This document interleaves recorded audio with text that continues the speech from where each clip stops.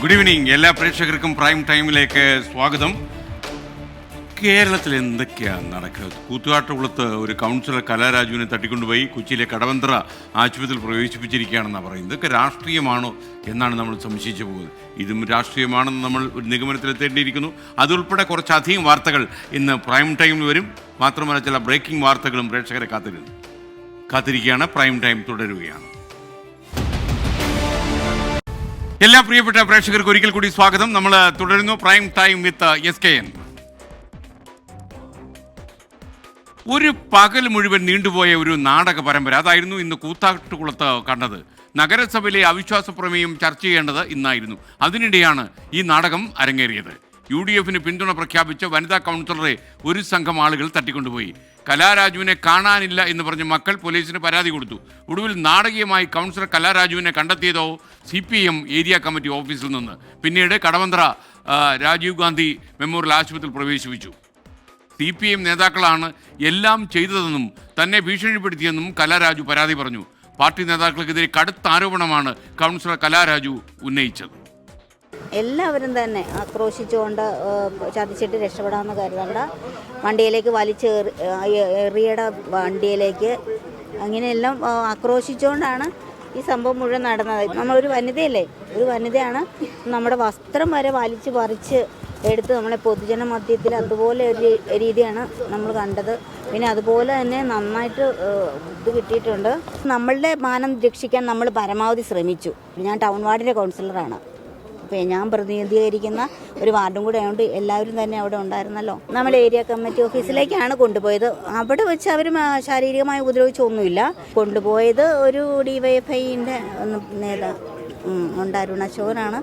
അവരെൻ്റെ കാല് വണ്ടി ഡോറിൻ്റെ ഇടയിൽ തിങ്ങിപ്പോയിട്ട് ഞാൻ അത് തുറന്നു വിടാൻ പറഞ്ഞപ്പോൾ അവിടെ ചെല്ലുമ്പോൾ നമുക്ക് പിന്നെ വെട്ടി തന്നേക്കാന്നാണ് പറഞ്ഞത്. ഒരു പിന്നെ പയ്യൻ, എൻ്റെ മോനേക്കാട്ടിലൊക്കെ ചെറിയൊരു പയ്യനാണ് എന്നോടത് പറഞ്ഞത്. പാർട്ടി ചതിച്ചിട്ട് മുന്നോട്ട് പോകാൻ ആയിരുന്നില്ല ശ്രമിച്ചത്. നമുക്കവിടെ അതേ ഒരു പരിരക്ഷ കിട്ടാത്തതിൻ്റെ പേരിലാണ്. നമ്മൾ 4 മാസങ്ങൾക്ക് മുമ്പ് ഇവരെ അറിയിച്ചാണ് കാര്യങ്ങൾ.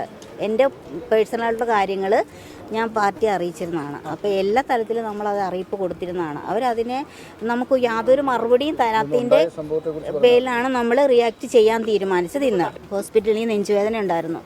കാരണം എനിക്ക് അത് നന്നായിട്ട് ഇങ്ങനെ കഴുത്തിന് കുത്തിപ്പിടിച്ച് അവർ നെഞ്ചിട്ട് ആരൊക്കെയാണെന്ന് വ്യക്തമായിട്ട് അവരെനിക്ക് ഗ്യാസിൻ്റെ ഗുളിക തന്നു. കൂത്താട്ടുകുളം സർക്കാർ ആശുപത്രിയിലായിരുന്ന കലാരാജുവിനെ കോൺഗ്രസ് നേതാക്കൾ ചെന്ന് കടവന്ത്ര ഇന്ദിരാഗാന്ധി സഹകരണ ആശുപത്രിയിലേക്ക് മാറ്റി. സുരക്ഷിതമല്ലാത്തതിനാലാണ് മറ്റൊരു ആശുപത്രിയിലേക്ക് മാറ്റിയതെന്ന് മാത്യു കുഴനാടൻ MLA പറഞ്ഞു. ഇതോടെ കൂത്താട്ടുകുളത്തെ രാഷ്ട്രീയ നാടകങ്ങൾ സംസ്ഥാന രാഷ്ട്രീയത്തിൽ വലിയ ചർച്ചയാക്കി UDF. ഞങ്ങൾക്ക് ഇപ്പോൾ മനസ്സിലാക്കാൻ കഴിയുന്നത് ഈ ഹോസ്പിറ്റലിന് ചുറ്റും ആ സ്ത്രീയുടെ ജീവൻ സുരക്ഷിതമല്ല എന്ന് ഞങ്ങൾ ഭയപ്പെടുന്നു. ഇവിടെ പോലീസ് അടക്കം ഒത്താശ ചെയ്തുകൊണ്ട് അവരെ എന്തെങ്കിലും രീതിയിൽ അപായപ്പെടുത്തുമോ എന്ന് ഞങ്ങൾ ഭയപ്പെടുന്നു. ഉത്തരവാദിത്തപ്പെട്ട ഒരു ജനപ്രതിനിധി എന്ന നിലയിൽ ഞങ്ങൾ കൂടിയാലോചിച്ച് ഞങ്ങൾ സജസ്റ്റ് ചെയ്യുന്നത് ഞങ്ങൾ ആ സ്ത്രീയെ ഇവിടുന്ന് മറ്റൊരു ഹോസ്പിറ്റലിലേക്ക് മാറ്റുകയാണ്. ഇവിടെ സുരക്ഷിതമല്ല. ഇവിടുത്തെ പോലീസിൻ്റെ ബിഹേവിയർ, ഞാനിപ്പോൾ SP യുമായിട്ട് സംസാരിച്ചു, അദ്ദേഹം ഒന്നും അറിയാത്ത പോലെയാണ് അദ്ദേഹം പറയുന്നത്. തീർച്ചയായിട്ടും പോലീസിൻ്റെ ഒത്താശയോടുകൂടി നടന്ന ഒരു കിഡ്നാപ്പിങ്ങും അതിനുശേഷം ആ സ്ത്രീ മൊഴി കൊടുക്കുന്നതിന് മുമ്പ് ആ സ്ത്രീയെ സമ്മർദ്ദത്തിലാക്കി മൊഴി മാറ്റാൻ പരിശ്രമിക്കുന്ന, അല്ലെങ്കിൽ അവരെ വീണ്ടും സമ്മർദ്ദപ്പെടുത്താൻ കഴിയുന്ന ഒരു സ്ഥിതിയാണ് ഇപ്പോൾ ഇവിടെ നിലവിലുള്ളത്. എന്നാൽ ഈ സംഭവവുമായി ഒരു ബന്ധവുമില്ല എന്നാണ് CPM പ്രാദേശിക നേതൃത്വം വിശദീകരിക്കുന്നത്. കൂത്താട്ടുകുളത്ത് നിന്നും അശ്വിൻ പാലാഴി തത്സമയം പ്രൈം ടൈമിൽ വരുന്നു. അശ്വിൻ, വലിയൊരു നാടകമാണ് അരങ്ങേറിയത്. ഒരുപക്ഷെ രാഷ്ട്രീയ കേരളത്തിന് അത്ര മാനം ഉണ്ടാക്കുന്ന കാര്യങ്ങളൊന്നുമല്ല കൂത്താട്ടുകുളത്ത് അരങ്ങേറിയത്. ഒരു കൗൺസിലർ ചൂട് മാറ്റുന്നു എന്നറിഞ്ഞപ്പോൾ അവരെ തന്നെ തട്ടിക്കൊണ്ടുപോവുക, തടങ്കലിൽ പാർപ്പിക്കുക, കിഡ്നാപ്പിംഗ് ആണെന്ന് പരാതി കൊടുക്കുക, ഇതൊക്കെ കൂത്താട്ടുകുളത്ത് അരങ്ങേറി. എന്തൊക്കെയാണ് വിവരങ്ങൾ? SKN, സമീപകാലത്ത് കേരള രാഷ്ട്രീയത്തിൽ ഇങ്ങനെയുള്ളൊരു സംഭവം നടന്നിട്ടുണ്ടോ എന്നുള്ളത് തന്നെ സംശയമാണ്. ഏറ്റവും പ്രധാനമായി ഇതിന് പിന്നിലുള്ള കാര്യങ്ങളാണ് നമ്മൾ അറിയേണ്ടത്. കൂത്താട്ടുകുളം നഗരസഭയിൽ 25 അംഗ കൗൺസിലാണുള്ളത്. അതിൽ 13 പേർ LDF-ന്, 13 സീറ്റ് LDF-നുണ്ട്, 11 സീറ്റ് UDF-ന്, ഒരാൾ സ്വതന്ത്രനുമാണ്. ഈ അവസരത്തിലാണ് ചെയർമാനും വൈസ് ചെയർപേഴ്സണുമെതിരെ ഒരു അവിശ്വാസ പ്രമേയം UDF അവതരിപ്പിക്കുന്നത്. ഈ അവിശ്വാസ പ്രമേയത്തിൽ ഈ ഒരു സ്വതന്ത്രൻ UDF-നൊപ്പമാണ്. അങ്ങനെ സമനിലയിലേക്ക് എത്തുകയാണ് കാര്യങ്ങൾ. അപ്പോഴാണ് CPM കൗൺസിലറായ കലാരാജു, ടൗൺ വാർഡിലെ കൗൺസിലർ കൂടിയ കലാരാജു പാർട്ടിക്കുള്ളിലെ തന്നെ പ്രശ്നങ്ങളുമായി ബന്ധപ്പെട്ട ഈ അവിശ്വാസ പ്രമേയത്തിൽ UDF-നെ പിന്തുണയ്ക്കും എന്നൊരു നിലപാട് പ്രഖ്യാപിക്കുന്നത്. അതോടെ കേവല ഭൂരിപക്ഷം LDF-ന് നഷ്ടപ്പെടുമെന്ന ഉറപ്പായി. അപ്പോഴാണ് ഈ തട്ടിക്കൊണ്ടുപോകൽ എന്നുള്ള ഒരു ഒറ്റ കൈയിലേക്ക് LDF കടക്കുന്നത്.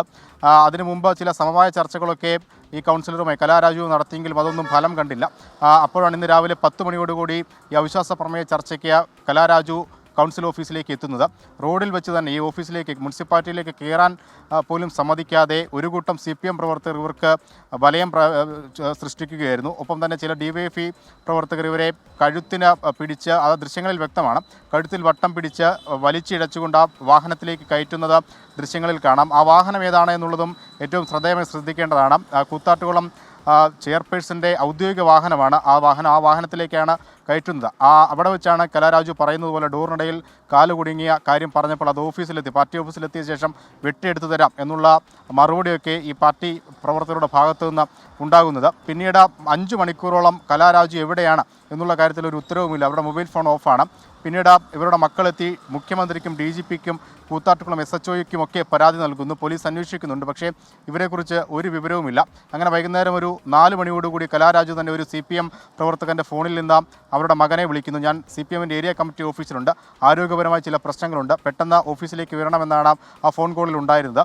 പക്ഷേ അവരെത്തുന്നതിന് മുൻപ് തന്നെ CPM നേതാക്കൾ തന്നെ കലാരാജുവിനെ അവിടെ നിന്നും കൂത്താട്ടുകുളത്തെ ആശുപത്രിയിലേക്ക്, പ്രാഥമിക ആരോഗ്യ കേന്ദ്രത്തിലേക്ക് മാറ്റി. അവിടെ എത്തി പോലീസ് തന്നെ മൊഴി രേഖപ്പെടുത്തി. പക്ഷേ മൊഴി രേഖപ്പെടുത്തുന്നതിനിടയ്ക്കാണ് മാത്യു കുഴൽനാടൻ MLA അവിടേക്ക് വരുന്നത്. അതിനിടെ പോലീസ് കുഴൽനാടൻ MLA തടയുന്നു, ഇവിടെ നിൽക്കാൻ സാധിക്കില്ല എന്നൊക്കെ പറയുന്നു. പിന്നീട് പോലീസുമായി വലിയ തർക്കം ആശുപത്രിക്കുള്ളിലുണ്ടാകുന്നു. പോലീസ് CPMനൊപ്പം നിൽക്കുന്നു എന്നുള്ളതാണ് കോൺഗ്രസിൻ്റെ ആരോപണം. ആ ആശുപത്രിയിൽ തുടരുന്നത് അവരുടെ ജീവന് തന്നെ ഭീഷണിയാണ് എന്ന് പറഞ്ഞുകൊണ്ട് അവരെ ഇന്ദിരാഗാന്ധി സഹകരണ ആശുപത്രിയിലേക്ക് അല്പസമയം മുമ്പ് മാറ്റിയിട്ടുണ്ട്. നിലവിൽ കോൺഗ്രസ് നേതാക്കൾക്കൊപ്പമാണ് കലാരാജു ഉള്ളത്. ഇനി തുടർന്ന് എന്ത് രാഷ്ട്രീയ നിലപാട് സ്വീകരിക്കണമെന്നതൊക്കെ ഗഹനമായി ചിന്തിക്കുമെന്ന് അവർ പറയുന്നുണ്ട്. ഒപ്പം പാർട്ടിയിൽ നിന്ന് നേരിട്ട ദുരനുഭവങ്ങൾ അവർ പൊതുസമൂഹത്തിന് മുന്നിൽ പറയുകയും ചെയ്തിട്ടുണ്ട്. എന്തായാലും ഈ അവിശ്വാസ പ്രമേയവുമായി ബന്ധപ്പെട്ട വിഷയത്തെ പാർട്ടി കൈകാര്യം ചെയ്ത രീതി ശരിയായോ എന്നുള്ള ഒരു ചർച്ചയാണിപ്പോൾ രാഷ്ട്രീയ കേരളത്തിൽ സജീവമാകുന്നത്. പാർട്ടി വലിയ പ്രതിരോധത്തിലായിട്ടുമുണ്ട്. SK. ഓക്കെ, അശ്വിൻ പാലാഴിയാണ് വിവരങ്ങൾ നൽകിയത്.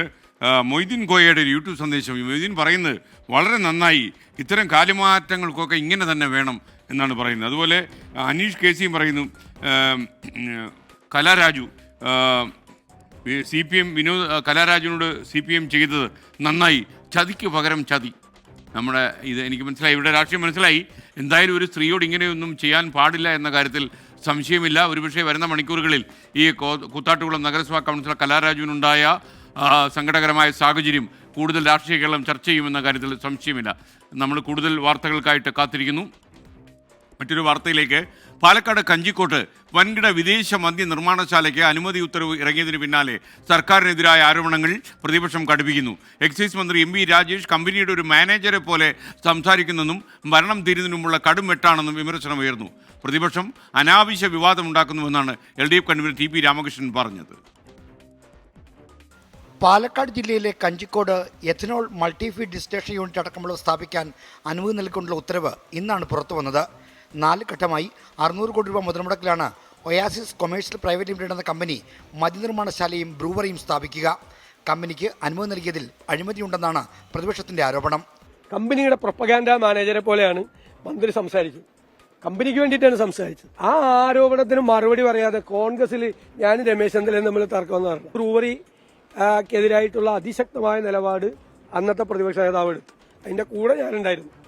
ഇപ്പോൾ ഞാനും അതിശക്തമായ നിലപാട് തിരിച്ചു വന്നപ്പെടുത്തു. അദ്ദേഹവുമായിട്ട് കൂടിയാലോചിച്ചിട്ടാണ് ഞങ്ങളെല്ലാം അറിയുന്നത്.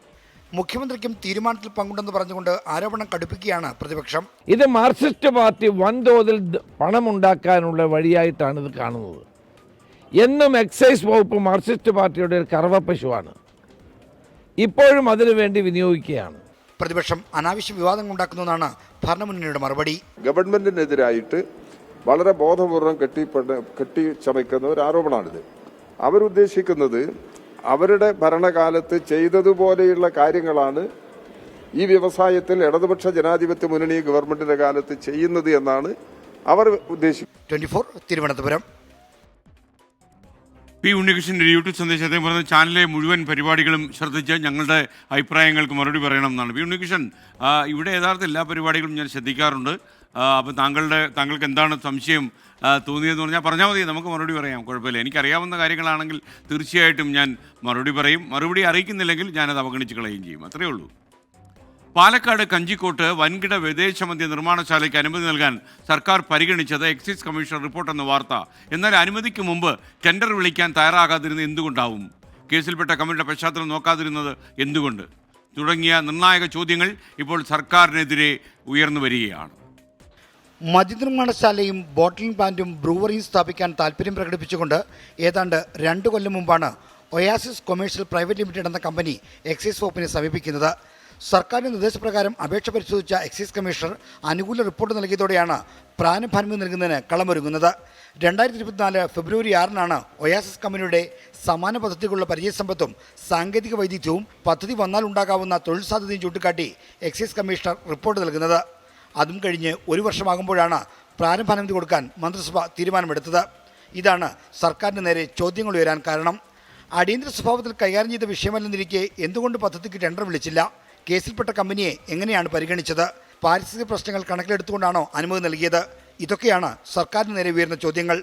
കൊക്കക്കോള കമ്പനിയെ പൂട്ടിക്കാൻ സമരം ചെയ്ത മുന്നണിയാണ് അതേ മേഖലയിൽ ജല ഉപയോഗം കൂടുതൽ ഉള്ള പദ്ധതിയുമായി വരുന്നത് എന്നതും ശ്രദ്ധേയമാണ്. പ്ലാച്ചിമടയിലെ കൊക്കക്കോള യൂണിറ്റിനെതിരെ ശക്തമായിട്ടുള്ള സമരം നയിച്ചവരുടെ ഒരു നേതാവാണ് MP വീരേന്ദ്രകുമാർ. അദ്ദേഹത്തിൻ്റെ മകൻ കൂടിയായ ശ്രേയംസ് കുമാറിനോട് ഞങ്ങൾക്ക് ചോദിക്കാനുള്ളത്, ഈ ബ്രൂവറി യൂണിറ്റ് സ്ഥാപിക്കുന്നതിനെ നിങ്ങൾ അനുകൂലിക്കുന്നുണ്ടോ? അതുപോലെ കൃഷ്ണൻകുട്ടി ഇത് പ്ലാച്ചിമടയിലെ കൊക്കക്കോള കമ്പനിക്കെതിരെ സമരം നയിച്ച ആളാണ്. ഇവരൊക്കെ അധികാരത്തിലുള്ളപ്പോഴാണ് ഇങ്ങനെ ഒരു കടുംവെട്ടിന് പിണറായി സർക്കാർ ശ്രമിക്കുന്നത്. ഇതിനെ ഞങ്ങൾ അംഗീകരിക്കില്ല. സർക്കാർ അവസാന വർഷത്തേക്ക് കടക്കുമ്പോൾ എടുത്ത തീരുമാനത്തിൽ സുതാര്യതയില്ലെന്ന ആക്ഷേപം ശക്തമാണ്. ഈ ആരോപണങ്ങൾ നിയമസഭാ സമ്മേളനത്തെ പ്രശസ്തമാക്കാനാണ് സാധ്യത. പാർലമെന്ററി കാര്യമന്ത്രി കൂടിയായ എക്സൈസ് മന്ത്രി MP രാജേഷാണ് ആരോപണങ്ങളെ പ്രതിരോധിക്കേണ്ടത്. 24 തിരുവനന്തപുരം. പത്തനംതിട്ട ആങ്ങമൂഴിയിൽ കാട്ടാന ബസ് തടഞ്ഞു. പത്തനംതിട്ടയിലേക്ക് വരികയായിരുന്ന ഗവി ബസ്സാണ് കാട്ടാന കയറി തടഞ്ഞത്. കാണുക, നടു റോഡിൽ തന്നെ കാട്ടാന നിൽക്കുകയാണ്. നിങ്ങൾക്ക് സ്ക്രീനിൽ ഇപ്പോൾ കാണാം. 16 യാത്രക്കാരാണ് ബസ്സിൽ ഉണ്ടായിരുന്നത്. ആ ബസ്സിൽ നിന്ന് എടുത്ത ദൃശ്യമാണ് ഇപ്പോൾ കാണുന്നത്. കാട്ടാന അവിടെ കാര്യമായിട്ട് നടു റോഡിൽ തന്നെ നിൽക്കുക.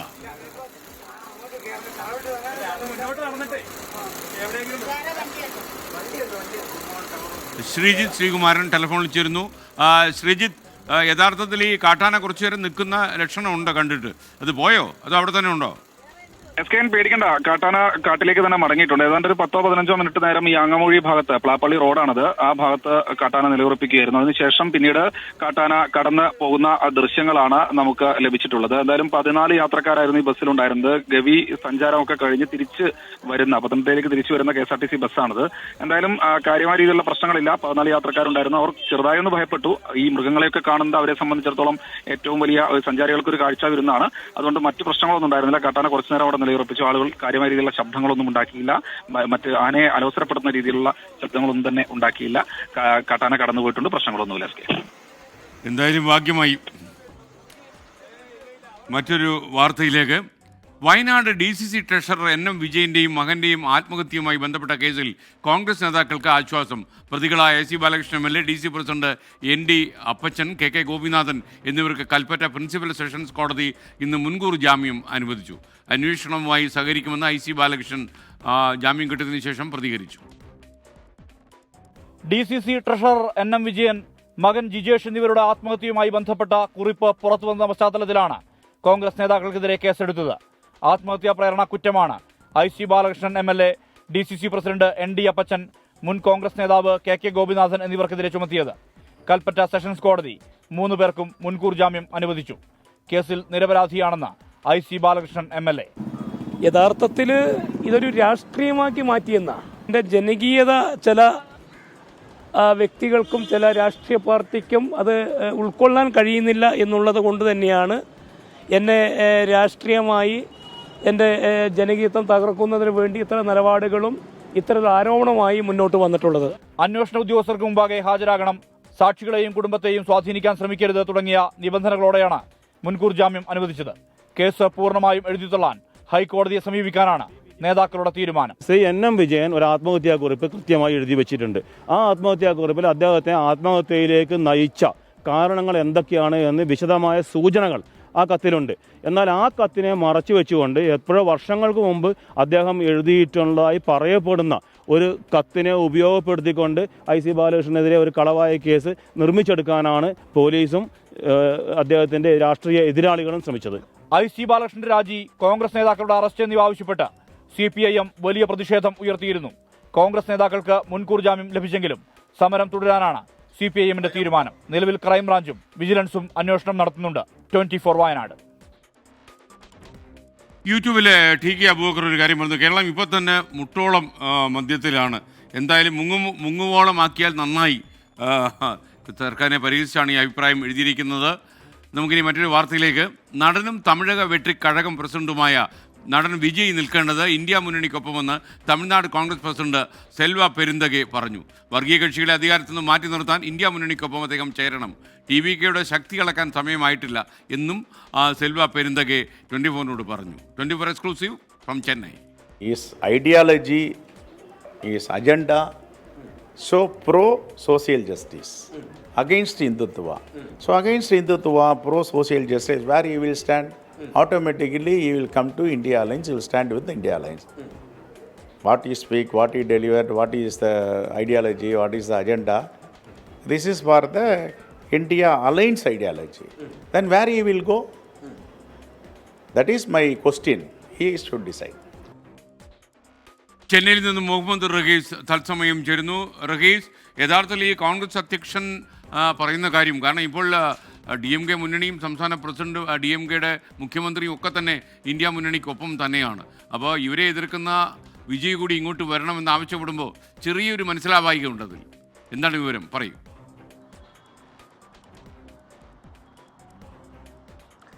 SK ഇന്ന് രാവിലെയാണ് ഇത്തരത്തിൽ സെൽവ പെരുന്തകെ മാധ്യമങ്ങളോട് തങ്ങൾ ഇതുപോലെ TVK കൂടി ഇന്ത്യ മുന്നണിയിലേക്ക് വരണം എന്ന തരത്തിലുള്ള ഒരു സ്വാഗതം എന്ന് പറയാവുന്ന തരത്തിലൊരു പരാമർശം നടത്തിയത്. അതിനുശേഷമാണ് നമ്മൾ സെൽവ പെരുന്തകയെ കാണുന്നത്. അദ്ദേഹത്തിനോട് സംസാരിക്കുമ്പോൾ TVKയുടെ ആശയം ഹിന്ദുത്വത്തിനെതിരാണ്, വർഗീയ കക്ഷികളെ അധികാരത്തിൽ നിന്ന് മാറ്റി നിർത്തുക എന്ന ലക്ഷ്യമാണ് TVKക്കുള്ളതെന്ന് വിജയ് എപ്പോഴും പറയുന്നുണ്ട്. അതുകൊണ്ട് വിജയ് ഇന്ത്യ മുന്നണിക്കൊപ്പം ചേരണം. അദ്ദേഹം പെരിയാറിൻ്റെയും അംബേദ്കറിൻ്റെയും ഒപ്പം കാമരാജിനെ ഒക്കെയാണ് റോൾ മോഡൽസ് ആയി എടുത്തിട്ടുള്ളത്. അവരുടെ ആശയങ്ങളുമായി നീങ്ങുമ്പോൾ ഇത്തരത്തിൽ ഇന്ത്യ മുന്നണിക്കൊപ്പം ചേരണമെന്ന് പറയുന്നു. പക്ഷേ TVK ആകട്ടെ അല്ലെങ്കിൽ വിജയ് ആകട്ടെ DMK ഓരോ ദിവസവും അതിരൂക്ഷമായി വിമർശിച്ചു കൊണ്ടിരിക്കുകയാണ്. അപ്പോൾ കോൺഗ്രസ് ഇത്തരത്തിൽ ഒരു കാര്യം മുന്നോട്ട് വയ്ക്കാൻ പ്രധാനമായും രണ്ട് കാര്യമുണ്ട്.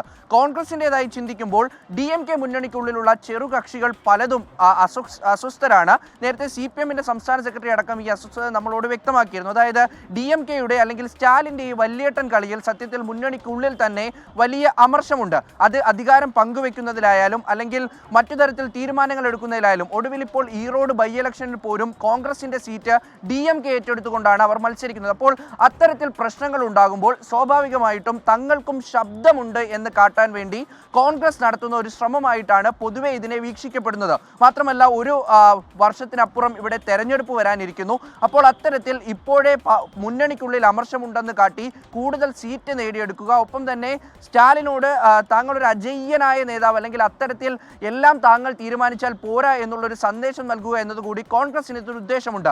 ഒപ്പം തന്നെ വിജയ് നേരത്തെ മുതൽ പറയുന്നുണ്ടായിരുന്നു അധികാരത്തിൽ പങ്ക് നൽകാൻ താൻ തയ്യാറാണ്. സ്വാഭാവികമായും സാധാരണ തമിഴ്നാട് രാഷ്ട്രീയത്തിൽ കാണാത്ത ഒന്നാണ് മുന്നണി രാഷ്ട്രീയത്തിൽ അല്ലെങ്കിൽ മുന്നണി സർക്കാർ ഉണ്ടാക്കുന്നു, പക്ഷേ ഏറ്റവും പ്രധാനപ്പെട്ട കക്ഷി മാത്രം അല്ലെങ്കിൽ അവർ മാത്രം മന്ത്രിമാരായി മാറുന്നു, അധികാരം അവർക്ക് മാത്രം ലഭിക്കുന്നു. അതിനെ തടയിടാനുള്ള അല്ലെങ്കിൽ ഇത്തരത്തിലൊരു ഓപ്ഷൻ കൂടി തങ്ങൾക്കുണ്ട് എന്ന് കോൺഗ്രസ് കാണിക്കുന്ന ഒരു പ്രധാനപ്പെട്ട ഒരു നീക്കമായിട്ടാണ് ഈ നീക്കത്തെ നമുക്ക് കാണാൻ കഴിയുന്നത്.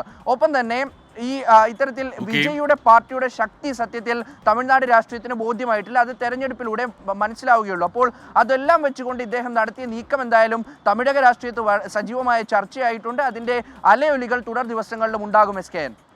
ഓക്കെ, റഹീസാണ് ചെന്നൈയിൽ നിന്ന് വിവരങ്ങൾ നൽകിയത്. എന്തായാലും വിജയെ കോൺഗ്രസിലേക്കും ഇന്ത്യ മുന്നണിയിലേക്കും, കോൺഗ്രസിലേക്കാൾ ഇന്ത്യ മുന്നണിയിലേക്ക് അദ്ദേഹം ക്ഷണിക്കുകയാണ്.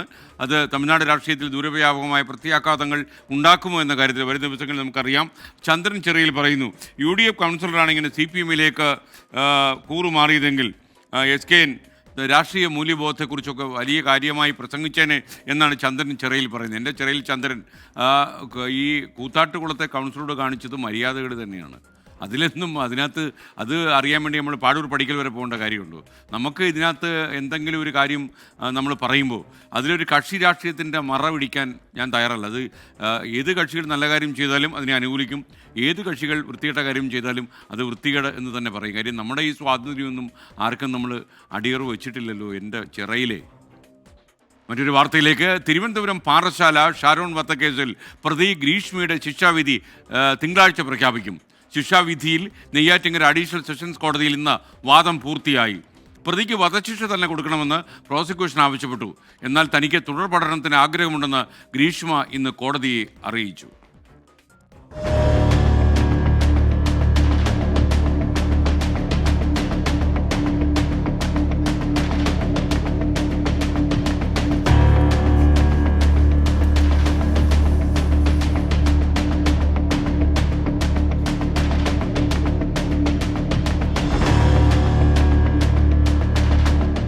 ഗ്രീഷ്മയ്ക്ക് എന്തെങ്കിലും പറയാനുണ്ടോ എന്നായിരുന്നു വാദം ആരംഭിച്ചപ്പോൾ കോടതിയുടെ ആദ്യ ചോദ്യം. തുടർ പഠനത്തിന് ആഗ്രഹിക്കുന്നുവെന്നും ബിരുദാനന്തര ബിരുദം നേടിയിട്ടുണ്ടെന്നും എഴുതി തയ്യാറാക്കിയ കത്ത് ഗ്രീഷ്മ കോടതിക്ക് നൽകി. 24 വയസ്സ് മാത്രമാണ് പ്രായമെന്നും പരമാവധി ഇളവ് അനുവദിക്കണമെന്നും ഗ്രീഷ്മയുടെ അഭ്യർത്ഥന. അപൂർവങ്ങളിൽ അപൂർവമായ കേസെന്നായിരുന്നു പ്രോസിക്യൂഷന്റെ വാദം. ചെറുപ്പക്കാരന്റെ സ്നേഹത്തെ ഗ്രീഷ്മ കൊലപ്പെടുത്തി. ഗ്രീഷ്മയ്ക്ക് ചെകുത്താന്റെ സ്വഭാവം, വിദ്യാഭ്യാസ അറിവ് കൊലപാതകത്തിന് ഉപയോഗിച്ചെന്നും പ്രതിക്ക് വധശിക്ഷ നൽകണമെന്നും പ്രോസിക്യൂഷൻ. വളരെ കൃത്യമായിട്ടുള്ള സാഹചര്യ തെളിവുണ്ടെങ്കിൽ അത് വച്ച് വധശിക്ഷ വിധിക്കുന്നതിന് യാതൊരുവിധ തടസ്സവും ഇല്ല എന്ന് മാത്രമല്ല, അങ്ങനെ നിലനിൽക്കില്ല എന്ന് പറയുന്ന വാദം ഒരിക്കലും നിലനിൽക്കില്ല എന്നും കൂടെ സുപ്രീം കോടതി പറഞ്ഞു. ആ ഒരു റൂളിംഗും കൂടെ ഞാൻ സബ്മിറ്റ് ചെയ്തിട്ടുണ്ട്. ഷാരോണുമായുള്ള ബന്ധത്തിൽ നിന്നും പുറത്തുകടക്കാൻ ഗ്രീഷ്മ പലതവണ ശ്രമിച്ചെന്ന് പ്രതിഭാഗം അഭിഭാഷകൻ. സ്വകാര്യ നിമിഷങ്ങൾ ഉൾപ്പെടെ ഷാരോൺ സൂക്ഷിച്ച് പിന്തുടർന്ന് ബ്ലാക്ക്മെയിൽ ചെയ്തു. തനിക്ക് കിട്ടാത്തത് വേറെ ആർക്കും കിട്ടരുതെന്ന് ഷാരോണിന് വാശിയുണ്ടായിരുന്നു. ഒരു സ്ത്രീ സഹിക്കാൻ കഴിയുന്നതിനപ്പുറം ഗ്രീഷ്മ സഹിച്ചുവെന്നും ശിക്ഷയിൽ ഇളവ് വേണമെന്നും പ്രതിഭാഗം വാദിച്ചു. ശിക്ഷാവിധിയിൽ ഇരുഭാഗത്തിന്റെയും വാദം പൂർത്തിയായി. 24 തിരുവനന്തപുരം.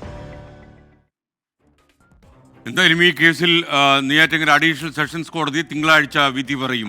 1, 3 പ്രതികൾ കുറ്റക്കാരാണെന്നാണ് കോടതി കണ്ടെത്തിയിരിക്കുന്നത്. 1-ാം പ്രതി ഗ്രീഷ്മ, 3-ാം പ്രതി ഗ്രീഷ്മയുടെ അമ്മാവൻ നിർമ്മൽ കുമാർ. സതീഷ് കുമാർ പറയുന്നു, ഇന്നത്തെ എൻകൗണ്ടർ ചർച്ചയിൽ അവസാനം കാണിച്ച വീഡിയോ ആദ്യം കാണിച്ച് ചർച്ച ചെയ്യണം. നിങ്ങളുടെ അജണ്ട നടപ്പാക്കല്ലേ, ബിസിനസ് മാത്രമല്ല പത്രപ്രവർത്തനം എന്നാണ് അദ്ദേഹം പറഞ്ഞിരിക്കുന്നത്. അപ്പം എന്താണ് അദ്ദേഹത്തെക്കുറിച്ച് കൊണ്ട് ഇങ്ങനെ പറയിച്ചെന്ന് എനിക്കറിയില്ല. അതുപോലെ മൂസ പറയുന്നു, ഒരു വനിതാ കൗൺസിലറെ പരസ്യമായി നടു റോഡിൽ വെച്ച് അപമാനിച്ച് വസ്ത്രം വരെ വലിച്ചു കീറാൻ ശ്രമിച്ചിട്ടും പോലീസ് ഇടപെട്ടില്ല എന്ന കാര്യത്തിൽ അദ്ദേഹം അമർഷം രേഖപ്പെടുത്തുകയാണ്. പോലീസ് നിഷ്ക്രിയമാണ് എന്നൊക്കെ പരാതി വരുന്നുണ്ട്. പാലക്കാട് മണ്ണാർക്കാട് നബീസ വധക്കേസിൽ കൊച്ചുമകനും ഭാര്യയ്ക്കും ജീവപര്യന്തം തടവ് ശിക്ഷ ഇന്ന് കോടതി വിധിച്ചു. കൊച്ചുമകൻ ബഷീറിനെയും ഭാര്യ ഫസീലയുമാണ് മണ്ണാർക്കാട് കോടതിയെ ശിക്ഷിച്ചത്. ശാസ്ത്രീയ തെളിവുകളാണ് കേസിന് നിർണായകമായത്. കൊലപാതകം നടന്ന 9 വർഷങ്ങൾ, 1 വർഷം നീണ്ടുനിന്ന വാദപ്രതിവാദം, മനസാക്ഷിയെ ഞെട്ടിച്ച നബീസ വധക്കേസിൽ ശിക്ഷാവിധിയായി. നബീസയുടെ പേരമകനും 1-ാം പ്രതിയുമായ ബഷീറിനും ഭാര്യ ഫസീലയ്ക്കും ജീവപര്യന്തം ജയിൽ ശിക്ഷ. 2 ലക്ഷം രൂപ വീതം പിഴയൊടുക്കണം. പിഴ അടച്ചില്ലെങ്കിൽ 2 വർഷം അധിക തടവ് അനുഭവിക്കണം. തെളിവ് നശിപ്പിച്ചതിന് ബഷീറിന് 7 വർഷം തടവും 25,000 രൂപ പിഴയും കൂടി മണ്ണാർക്കാട് SC/ST ജില്ലാ പ്രത്യേക കോടതി വിധിച്ചു. പിഴത്തുക നബീസയുടെ സംരക്ഷണത്തിലായിരുന്ന സംസാരശേഷിയില്ലാത്ത മകൾക്ക് നൽകണം. ഇതിൽ പ്രധാനമായും പ്രോസിക്യൂഷനെ സഹായിച്ചത് ശാസ്ത്രീയ തെളിവുകളാണ്. പ്രധാന വാദമുണ്ടായിരുന്നത് ഇത് ആത്മഹത്യയാണെന്നാണ്. ഈ ഒരു വ്യാജമായ ഒരു ആത്മഹത്യാക്കുറിപ്പ് പോലും ഈ പ്രതികൾ എഴുതി ചേർത്തിരുന്നു. സ്വയം വിഷം കഴിച്ചതല്ലെന്നും ഇതൊരു അഡ്മിനിസ്ട്രേഷൻ ഓഫ് പോയ്സൺ ആണെന്നും കോടതിക്ക് കാണാൻ കഴിഞ്ഞു. 9 വർഷത്തെ നിയമ പോരാട്ടത്തിൽ നീതി ലഭിച്ചുവെന്ന് നബീസയുടെ കുടുംബം 24-നോട്. ഇതിന്റെ മുന്നിൽ തന്നെ അവന് വല്യമ്മാനെ അവർക്ക് അധികം കണ്ടുകൂടാ അവർക്ക് അധികം. അപ്പം നമുക്കറിയായിരുന്നു ഇതിന്റെ ബാക്കിൽ ഇവനും ഇവളും ആയിരിക്കും എന്നുള്ളത് അറിയായിരുന്നു. പിന്നുള്ളതാണ് ആ കത്ത് കിട്ടിയപ്പോൾ പൂർണ്ണമായി നമുക്ക്. പിന്നീടാണ് നമ്മൾ ഇതിലേക്ക് മൂവ് ആയത്. ഇവരെന്തായാലും ഇത് ചെയ്യുന്നുള്ളത് ഉറപ്പാണ്. 2016 ജൂൺ 24-നാണ് വീട്ടിലേക്ക് വിളിച്ചു വരുത്തി നബീസയെ നിർബന്ധിച്ച് വിഷം കുടിപ്പിച്ച് കൊലപ്പെടുത്തിയത്. പിന്നീട് നായാടിപ്പറയിൽ മൃതദേഹം ഉപേക്ഷിച്ചു. ഫസീലയ്ക്ക് നബീസയോടുള്ള വൈരാഗ്യമായിരുന്നു കൊലപാതകത്തിൽ കലാശിച്ചത്. എഴുത്തും വായനയും അറിയാതിരുന്ന നബീസയുടെ പേരിൽ പ്രതികളുണ്ടാക്കിയ വ്യാജ ആത്മഹത്യാക്കുറിപ്പ് ഈ കേസ് തെളിയിക്കുന്നതിൽ വഴിത്തിരിവായി നിർണായകമായി. ഇനി ജയിലിലേക്ക്. അർഷക്കിനൊപ്പം വിപിൻ സി വിജയൻ, 24 മണ്ണാർക്കാട്. നസീൻ എച്ച് ചോദിക്കുന്നു, SKN മെൻസ് പ്രോഗ്രാം വയ്ക്കുമോ? കാര്യം നമ്മൾ വിമൻസ് ഈവനിങ് എന്ന ഉച്ചതിരിഞ്ഞ് 3 മണിക്കുണ്ടായിരുന്നല്ലോ. എല്ലാ ദിവസവും ഉച്ചതിരിഞ്ഞ് 3 മണിക്ക് പരിപാടി നമ്മൾ സംപ്രേഷണം ചെയ്യുന്നു. വിമൻസ് ഈവനിങ്ങിൻ്റെ ഒരു രഹസ്യം ഞാൻ പറയാം. അത് വിമൻസ് ഈവനിങ് എന്നാണ് അറിയപ്പെടുന്നതെങ്കിലും ആ പ്രോഗ്രാം ലക്ഷ്യം വയ്ക്കുന്ന പുരുഷന്മാരെ കൂടിയാണ് എന്ന സത്യം ഞാൻ പുറത്തുവിടുന്നു. മലയാളി തലകുനിച്ചു പോകുന്നൊരു സംഭവമാണ് ഇന്നുണ്ടായത്. കോഴിക്കോട് താമരശ്ശേരിയിൽ ലഹരി മരുന്നിന് അടിമയായ മകൻ മാതാവിനെ വെട്ടിക്കൊന്നു. അടിവാരം സ്വദേശിനി സുബൈദയാണ് കൊല്ലപ്പെട്ടത്. മകൻ ആഷിഖിനെ നാട്ടുകാർ പിടികൂടി പോലീസിൽ ഏൽപ്പിച്ചു. താമരശ്ശേരി കൈതപ്പൊയിലാണ് നാടിനെ നടുക്കിയ സംഭവം. അടിവാരം 30 ഏക്കർ സ്വദേശിനി കായ്ക്കൽ സുബൈദയാണ് കൊല്ലപ്പെട്ടത്. മയക്കുമരുന്നിന് അടിമയായ ആഷിഖ് ബംഗളൂരുവിലെ ലഹരി വിമുക്തി കേന്ദ്രത്തിൽ ചികിത്സയിലായിരുന്നു. ഇതിനിടെ മാതാവിനെ കാണാനെത്തിയപ്പോഴാണ് ക്രൂര കൊലപാതകം. ബ്രെയിൻ ട്യൂമറിന് ശസ്ത്രക്രിയ കഴിഞ്ഞ് സഹോദരിയുടെ പുതുപ്പാടിയിലെ വീട്ടിൽ വിശ്രമത്തിലായിരുന്നു 53-കാരിയായ സുബൈദ. ഈ വീട്ടിലെത്തിയാണ് ആഷിഖ് കൊലപാതകം നടത്തിയത്. അയൽവാസിയുടെ വീട്ടിൽ നിന്ന് തേങ്ങ പൊളിക്കാനെന്ന് പറഞ്ഞ് വെട്ടുകത്തി വാങ്ങിയ ആഷിഖ് സുബൈദയെ ആക്രമിക്കുകയായിരുന്നു. പ്രതിയെ നാട്ടുകാർ പിടികൂടി പോലീസിൽ ഏൽപ്പിച്ചു. എന്താണെന്ന് ചോദിച്ചപ്പോൾ പറഞ്ഞത് ഉള്ളിൽ താത്തേനെ വെട്ടിയുണ്ട് കുടുവാളിനെ കൊണ്ട് എന്ന് പറഞ്ഞു. അപ്പോൾ ഒരു വാതിൽ തുറക്കുന്നില്ലായിരുന്നു, ഉള്ളിലായിരുന്നു. കത്തിയും കൊണ്ട് പുറത്തേക്ക് ആർക്കാ കത്തി വേണ്ടതെന്ന് ചോദിച്ചാൽ അവിടെ വന്ന് പൈപ്പിൻ്റെ അടുത്ത് നിന്ന് കത്തിയും കഴുകി കത്തി അവിടെ വെച്ച് പിന്നെ ഉള്ളിൽ കയറി വാതിലടയ്ക്കുക ചെയ്തത്. സുബൈദയുടെ മൃതദേഹം കോഴിക്കോട് മെഡിക്കൽ കോളേജിലേക്ക് മാറ്റി. 24 കോഴിക്കോട്. ഇനിയൊരു എക്സ്ക്ലൂസീവ് വാർത്ത. അവയവമാറ്റ നിയന്ത്രണ ഏജൻസിയായ കെസോട്ടോയ്ക്കെതിരെ അന്വേഷണത്തിന് കേന്ദ്ര ആരോഗ്യ മന്ത്രാലയത്തിന് നിർദ്ദേശം വന്നു. സംസ്ഥാന ആരോഗ്യ വകുപ്പിന് കേന്ദ്രം കത്തയച്ചു. ഡോക്ടർ ഗണപതിയുടെ പരാതിയിലാണ് ഈ നടപടി. ആരോഗ്യ മന്ത്രാലയം അയച്ച കത്ത് 24 ലഭിച്ചു. 24 എക്സ്ക്ലൂസീവ് ഉമേഷ് ബാലകൃഷ്ണൻ ചേരുന്നു തിരുവനന്തപുരത്ത് നിന്ന്. ഉമേഷ്, ഏത് സാഹചര്യത്തിലാണ് കെസോട്ടോയ്ക്കെതിരെ ഒരു അന്വേഷണം നടത്താൻ ആരോഗ്യ മന്ത്രാലയത്തോട് കേന്ദ്ര ആരോഗ്യ മന്ത്രാലയം ആവശ്യപ്പെട്ടിരിക്കുന്നത്? Good evening SKN. പലതവണ ഡോക്ടർ ഗണപതി, അതായത് അവയവമാറ്റ ശസ്ത്രക്രിയകളും അവയവദാനവുമായി ബന്ധപ്പെട്ട് നിരവധി തവണ കോടതി നടപടികൾ നടത്തിയ ആളാണ് ഡോക്ടർ ഗണപതി. അദ്ദേഹത്തിൻ്റെ പുതിയ പരാതിയിലാണ് ഇപ്പോൾ കേന്ദ്രത്തിൻ്റെ ഒരു ഇടപെടൽ ഉണ്ടായിരിക്കുന്നത്. അദ്ദേഹം കേന്ദ്രത്തിന് കത്തയച്ചു. പ്രധാനമായി സംസ്ഥാനത്ത് നടക്കുന്ന അവയവമാറ്റ ശസ്ത്രക്രിയകളുടെ ഏജൻസിയായ നോഡൽ ഏജൻസിയായ കെസോട്ടോ അവിടെ ഉണ്ടാകുന്ന ഫണ്ടുകളുടെ കാര്യത്തിൽ കൃത്യമായ കണക്ക് സൂക്ഷിക്കുന്നില്ല, ഓഡിറ്റിംഗ് കൃത്യമല്ല, കൂടാതെ മരണാനന്തര അവയവദാനവുമായി ബന്ധപ്പെട്ടുള്ള നടപടിക്രമങ്ങളിൽ ചില പ്രശ്നങ്ങളുണ്ട് തുടങ്ങിയ കാര്യങ്ങൾ കാണിച്ച് അതിൻ്റെ തെളിവുകൾ കൂടി കാണിച്ച് കേന്ദ്ര സർക്കാരിന് കത്തയക്കാനുണ്ടായത്. കേന്ദ്ര ആരോഗ്യ മന്ത്രാലയമാണ് ഇപ്പോൾ സംസ്ഥാനത്തിന് ഇക്കാര്യത്തിൽ കൂടുതൽ അന്വേഷണം നടത്തി തുടർ നടപടി സ്വീകരിക്കണം എന്നുള്ള നിർദ്ദേശം നൽകിക്കൊണ്ട് കത്ത് തിരിച്ചയച്ചിരിക്കുന്നത്. പ്രധാനമായി ഈ കെസോട്ടോ നേരത്തെ കെസോട്ടോ സംസ്ഥാന സർക്കാരിൻ്റെ നിയന്ത്രണത്തിലാണ്. പക്ഷേ ആരോഗ്യം എന്ന് പറയുന്നതും സംസ്ഥാനത്തിൻ്റെ നിയന്ത്രണത്തിലുള്ള സ്റ്റേറ്റ് മാറ്ററാണ്. എങ്കിലും അന്വേഷണത്തിന് നിർദ്ദേശം നൽകാനുള്ള അല്ലെങ്കിൽ അന്വേഷിച്ച് വിവരങ്ങൾ പരിശോധിക്കാനുള്ള നിർദ്ദേശം നൽകാനുള്ള ഉത്തരവാദിത്തം കേന്ദ്രത്തിനുമുണ്ട്. കാരണം കേന്ദ്ര ഫണ്ട് കൂടി ഉപയോഗിച്ചാണ് കെസോട്ടോ പ്രവർത്തിക്കുന്നത്. ഈ സാഹചര്യത്തിൽ കൂടിയാണ് കേന്ദ്രം വിഷയത്തിൽ ഇടപെട്ടിരിക്കുന്നത്. നേരത്തെ ഡോക്ടർ ഗണപതിയുടെ ഇടപെടലിനെ തുടർന്നായിരുന്നു അവയവമാറ്റവുമായി ബന്ധപ്പെട്ടുള്ള നടപടിക്രമങ്ങൾ പരിശോധിക്കാൻ ജില്ലാ അടിസ്ഥാനത്തിൽ സമിതികളെ അടക്കം നിയമിക്കണം എന്നുള്ള ഹൈക്കോടതി ഉത്തരവെല്ലാം ഉണ്ടായത്. എന്തായാലും സമാനമായ ഒരു പോരാട്ടത്തിൽ ഡോക്ടർ ഗണപതി ഇപ്പോഴും തുടരുകയാണ്. അതിൽ ഒരു നിർദ്ദേശം കേന്ദ്രത്തിൽ നിന്ന് വരികയും ചെയ്തിരിക്കുന്നു. SKN. Okay, thank U Umesh Balakrishnan. മറ്റൊരു വാർത്തയിലേക്ക്. രാജ്യത്തെ ഞെട്ടിച്ച കൊൽക്കത്ത ആർജിക്കർ മെഡിക്കൽ കോളേജിലെ ജൂനിയർ ഡോക്ടർ ബലാത്സംഗ കൊലയിൽ പ്രതി സഞ്ജയ് റോയ് കുറ്റക്കാരനെന്ന് കോടതി വിധിച്ചു. സഞ്ജയ് റോയ്ക്കുള്ള ശിക്ഷ തിങ്കളാഴ്ച കൊൽക്കത്ത സിയാൽദ കോടതി വിധിക്കും. വിശ്വാസം കാത്തതിന് കോടതിക്ക് നന്ദിയെന്ന് വനിതാ ഡോക്ടറുടെ കുടുംബം ഇന്ന് പ്രതികരിച്ചു. സമാനതകളില്ലാത്ത പ്രതിഷേധത്തിനും രാഷ്ട്രീയ വിവാദങ്ങൾക്കും ഇടയാക്കിയ കേസിലാണ് കൊൽക്കത്ത സിയാൽദ കോടതിയുടെ വിധി. പ്രതി സഞ്ജയ് റോയ് 31-കാരിയായ ജൂനിയർ ഡോക്ടറെ ആക്രമിച്ചതും ലൈംഗികമായി പീഡിപ്പിച്ചതും തെളിഞ്ഞെന്ന് കോടതി. ഫോറൻസിക് തെളിവുകൾ പ്രതിക്കെതിരാണെന്ന് തെളിയിക്കാൻ പ്രോസിക്യൂഷനായി. അതേസമയം കുറ്റം ചെയ്തിട്ടില്ലെന്ന് പ്രതി ആവർത്തിച്ചു. ഒരു IPS ഉദ്യോഗസ്ഥനും കുറ്റകൃത്യത്തിൽ പങ്കുണ്ടെന്നും യഥാർത്ഥ കുറ്റവാളികളെ കണ്ടെത്തണമെന്നും പ്രതി ആവശ്യപ്പെട്ടു. തിങ്കളാഴ്ച പ്രതിഭാഗത്തിന്റെ അടക്കം വാദം കേട്ട ശേഷം കോടതി ശിക്ഷ വിധിക്കും. വിശ്വാസം കാത്തതിന് നന്ദിയെന്ന് ഡോക്ടറുടെ പിതാവ്. വിധിയെ സ്വാഗതം ചെയ്യുന്നുവെന്ന് തൃണമൂൽ കോൺഗ്രസിന്റെ പ്രതികരണം. കഴിഞ്ഞ വർഷം ഓഗസ്റ്റ് 9-നാണ് ആർജിക്കർ മെഡിക്കൽ കോളേജിന്റെ 3-ാം നിലയിലെ സെമിനാർ ഹാളിൽ ഡോക്ടറുടെ മൃതദേഹം കണ്ടെത്തിയത്. രാജ്യവ്യാപക പ്രതിഷേധങ്ങൾക്കും ആശുപത്രികളിലെ സുരക്ഷ ഉറപ്പാക്കാൻ ദേശീയ തലത്തിൽ കർമ്മസമിതി രൂപീകരിക്കുന്നതിനും സംഭവം വഴിവെച്ചു. 24 ഡൽഹി. ടീന മുഹമ്മദിന് ഒരു യൂട്യൂബ് ചോദ്യം. സ്ത്രീകളോട് നോക്കുകൊണ്ടോ വാക്കുകൊണ്ടോ ഉപദ്രവമുണ്ടാക്കിയാൽ ആരെയും വെറുതെ വിടില്ല എന്ന് പറഞ്ഞ സർക്കാർ ഇപ്പോൾ മലക്കം മറിഞ്ഞു. കൂത്താട്ടുകുളത്തെ കൗൺസിലറുടെ പ്രശ്നം വെച്ചാണ് സീന പറയുന്നത് തോന്നുന്നു. കക്ഷി ചേരി തിരിഞ്ഞ് നമ്മുടെ ആളുകൾ 2 വർഷമായിട്ട് ഇന്ന് കമൻറ്റ് ബോക്സിൽ കാര്യങ്ങൾ പറയുന്നുണ്ട്. ഞാനിതെല്ലാം കാണുന്നു. ചന്ദ്രൻ ചെറിയിലൊക്കെ പറയുന്ന കാര്യമൊക്കെ ഞാൻ അറിയുന്നു. പക്ഷേ വാർത്തകൾ നമ്മൾ പറയുമ്പോഴും ഒരു കക്ഷി രാഷ്ട്രീയത്തിൻ്റെയും ചൂട് പിടിക്കാതിരിക്കാൻ പരമാവധി ഞാൻ ശ്രദ്ധിക്കുന്നുണ്ട്. കാര്യം വ്യത്യസ്ത രാഷ്ട്രീയ ബോധമുള്ള വിശ്വാസമുള്ള പൊതുജനങ്ങൾക്കും നാട്ടുകാർക്കും വേണ്ടിയാണ് ഞാൻ സംസാരിക്കുന്നത് എന്നതുകൊണ്ട് തന്നെ പരമാവധി നിഷ്പക്ഷതയുടെ കുടയിൽ കയറാനാണ് ഞാൻ ശ്രമിക്കുന്നത്. നിഷ്പക്ഷമായിരിക്കണം നമ്മുടെ നിലപാട് 24-ൻ്റേത് തന്നെ എന്നാണ് നമ്മുടെ ആഗ്രഹം. പക്ഷപാതം ജനങ്ങളോട് മാത്രം മതി എന്നാണ് നമ്മൾ തീരുമാനിച്ചിട്ടുള്ളത്. ഡൽഹി നിയമസഭാ തെരഞ്ഞെടുപ്പ് പ്രചാരണത്തിനിടെ അരവിന്ദ് കെജ്രിവാൾ സഞ്ചരിച്ച വാഹനത്തിന് നേരെ BJP പ്രവർത്തകർ കല്ലെറിഞ്ഞെന്ന് ആം ആദ്മി പാർട്ടി ഇന്ന് ആരോപണം ഉന്നയിച്ചു. അരവിന്ദ് കെജ്രിവാളിൻ്റെ വാഹനമിടിച്ച് പ്രവർത്തകന് പരിക്കേറ്റെന്നാണ് BJPയുടെ മറുപടി. വരും ദിവസങ്ങളിൽ മുതിർന്ന നേതാക്കളെ കളത്തിലിറക്കി പ്രചാരണം ശക്തമാക്കാനാണ് കോൺഗ്രസിൻ്റെയും BJPയുടെയും തീരുമാനം.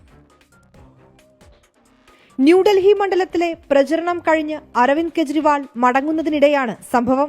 വാഹനത്തിന് നേരെ കല്ലേറുണ്ടായെന്നും കെജ്രിവാളിനെ ആക്രമിക്കാൻ ശ്രമിച്ചുവെന്നുമാണ് ആം ആദ്മി പാർട്ടിയുടെ ആരോപണം.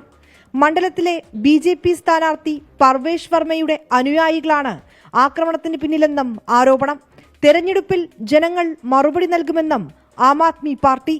എന്നാൽ അരവിന്ദ് കെജ്രിവാൾ വാഹനം ഉപയോഗിച്ച് പ്രവർത്തകരെ ഇടിപ്പിക്കാൻ ശ്രമിച്ചുവെന്നും പ്രവർത്തകരിൽ ഒരാൾക്ക് കാലിൽ പരിക്കേറ്റുവെന്നും ന്യൂഡൽഹി മണ്ഡലത്തിലെ BJP സ്ഥാനാർത്ഥി പർവേഷ് വർമ്മ പറഞ്ഞു. തെരഞ്ഞെടുപ്പിന് ദിവസങ്ങൾ മാത്രം ബാക്കി നിൽക്കെ ഡൽഹിയിൽ പ്രചരണം ശക്തമാക്കുകയാണ് സ്ഥാനാർത്ഥികൾ. കോൺഗ്രസിനായി രാഹുൽ ഗാന്ധിയും പ്രിയങ്ക ഗാന്ധിയും പ്രചരണത്തിനിറങ്ങും.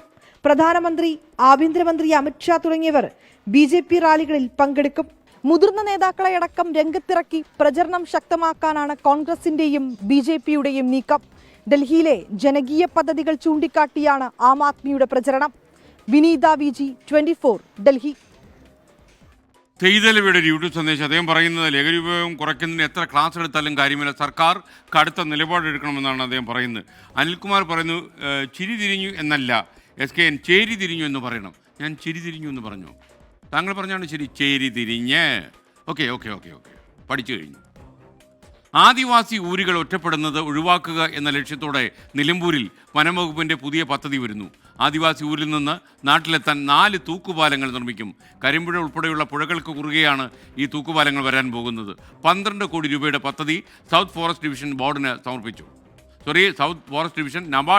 സമർപ്പിച്ചു. മലപ്പുറത്ത് വിപിൻ സി വിജയൻ തത്സമയം ചേരുകയാണ്. വിപിൻ സി വിജയൻ, പ്രൈം ടൈമിലേക്ക് സ്വാഗതം. നല്ല കാര്യമാണല്ലോ.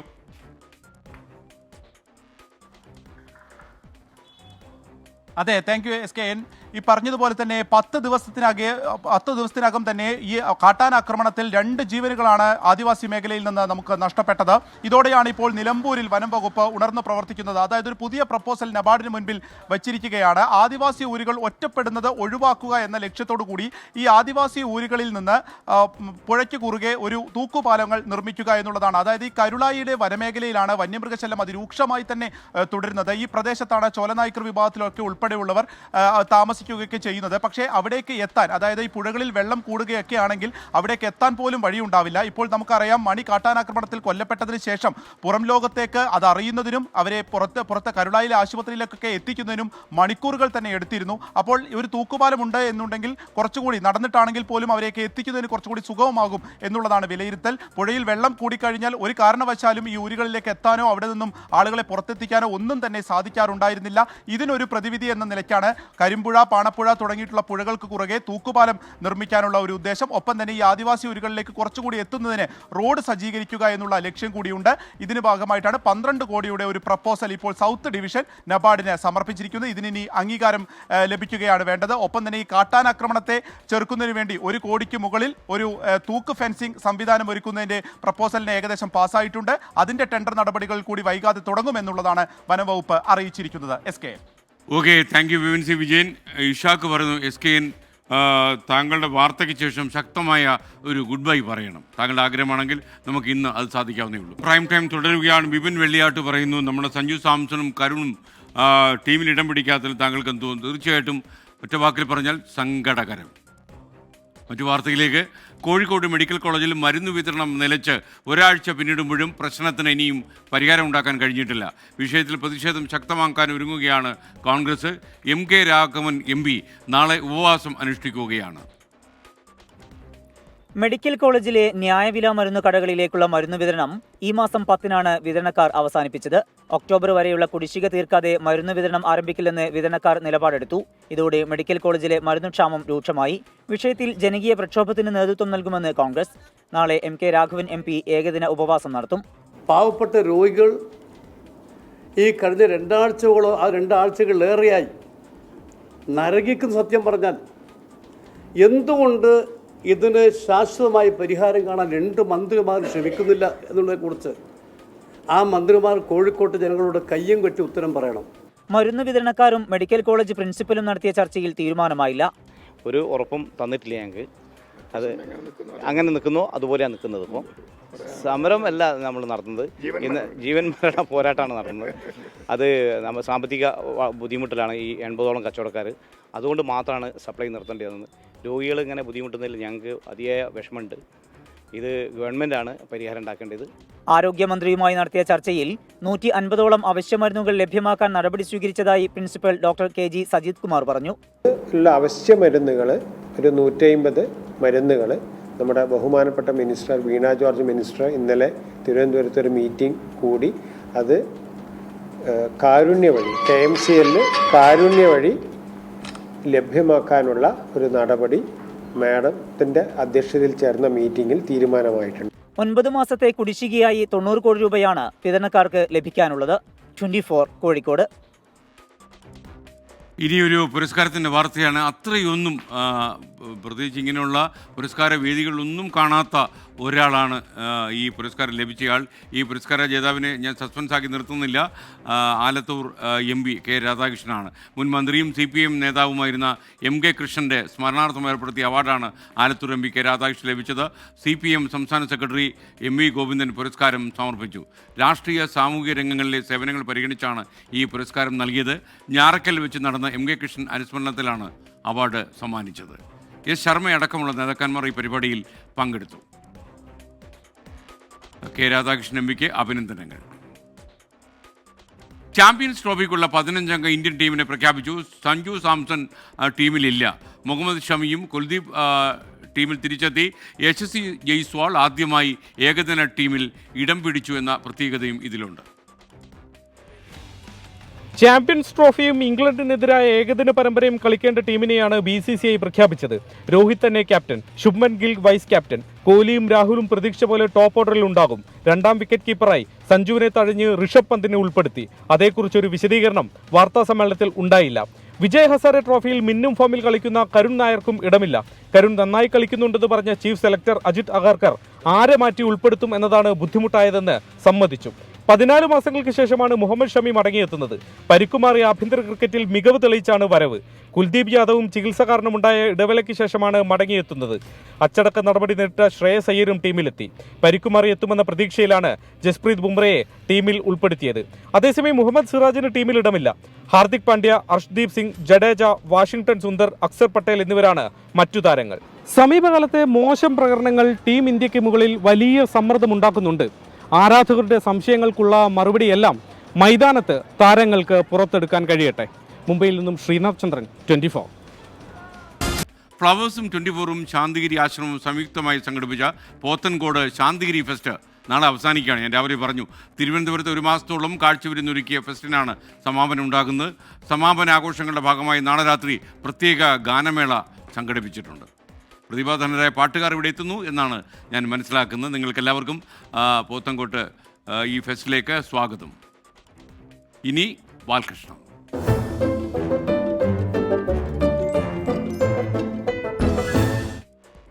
രാഷ്ട്രീയ നേതാക്കന്മാരും MLA-മാരും ഒക്കെ കൂറുമാറുന്നത് വലിയ അത്ഭുതമൊന്നുമല്ല.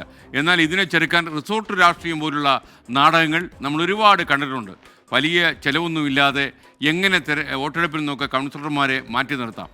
അഫ്സലിൻ്റെ ബാലകൃഷ്ണൻ ആരംഭിക്കുന്നു. രാഷ്ട്രീയ പാർട്ടികൾ റിസോർട്ട് രാഷ്ട്രീയത്തിനായി കോടിക്കണക്കിന് ഉറുപ്പി ചെലവാക്കുന്നു എന്ന ആരോപണം ഒഴിവാക്കാൻ വേണ്ടിയിട്ട് നമ്മുടെ പാവങ്ങളുടെ പാർട്ടി ഒരു വഴി കണ്ടു.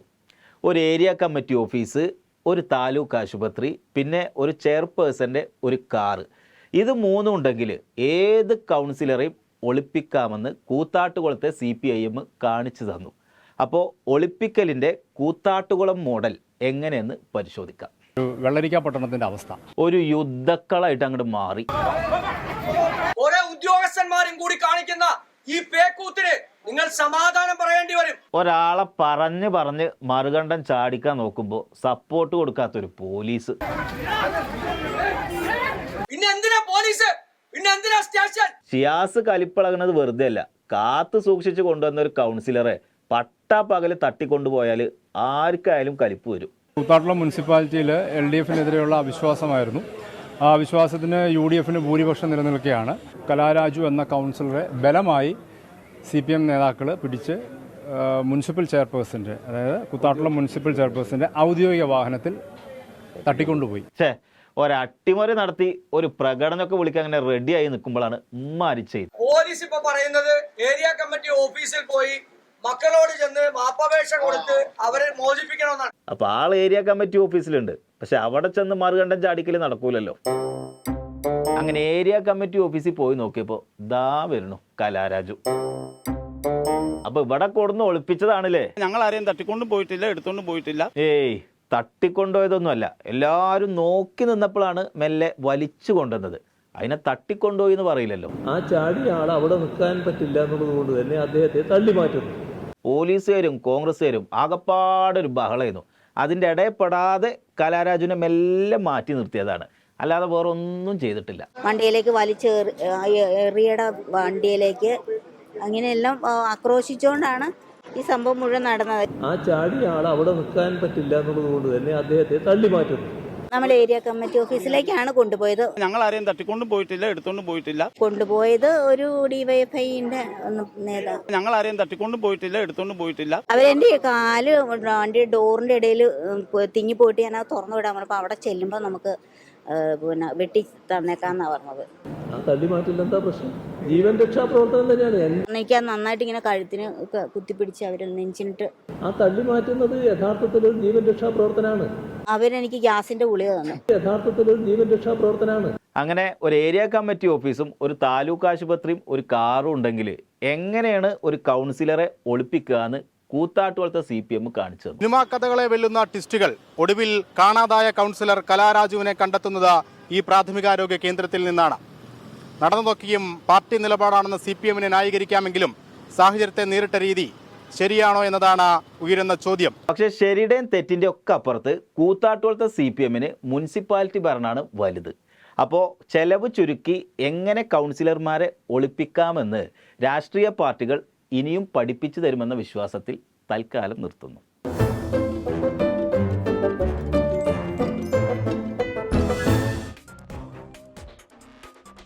സഞ്ജു സാംസണെതിരെ KCA രംഗത്ത് വന്നു. സഞ്ജുവിനെതിരെ KCA പ്രസിഡന്റ് ജയേഷ് ജോർജ് തുറന്നടിച്ചു എന്നാണ് വാർത്ത. വിജയ് ഹസാർ ട്രോഫി കേരള ടീമിൽ പരിശീലനത്തിന് സഞ്ജു എത്തിയില്ല, ഞാൻ ഉണ്ടാകില്ല എന്ന മെസ്സേജ് മാത്രമാണ് അയച്ചത്. കാരണം പോലും വ്യക്തമാക്കാത്ത മെസ്സേജായിരുന്നു. പലതവണ സഞ്ജുവിൻ്റെ ഭാവി ഓർത്ത് ഞങ്ങൾ ക്ഷമിച്ചുവെന്നും അദ്ദേഹം പ്രസിഡന്റ് തുറന്നടിക്കുന്നു. ഈ വാർത്തയുടെ കൂടുതൽ വിവരങ്ങൾ വാർത്താ മഴയിൽ ഉണ്ടാകും. ഇതോടെ പ്രൈം ടൈമിൻ്റെ ഈ എപ്പിസോഡ് അവസാനിക്കുന്നു. ഇനി